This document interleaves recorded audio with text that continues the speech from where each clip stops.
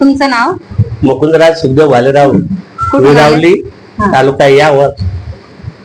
तुम्हाला काय त्रास होता? मला गुडघेदुखी, मानेवर गाठ, अंगदुखी, कंबरदुखी याच्यामुळे त्रस्त झालो होतो 4 वर्षापासून. आता तुम्हाला थेरपीमुळे कसं वाटतंय? आता थेरपीमुळे मी 2च दिवस झाले, त्याच्यामुळे 50% मला बरं वाटतं. आणि तुम्ही लोकांना काय सांगाल? बिगरगोळी औषधीचा उपचार कसा आहे? औषधी उपचारापेक्षा थेरपी चांगलेली असते आणि कायमचा गुण देणारा असतो. आणि त्यासाठी आपण 60 वर्षाच्या वरील वृद्धांना तरी माझी विनंती आहे की आपण या थेरपीला यावं.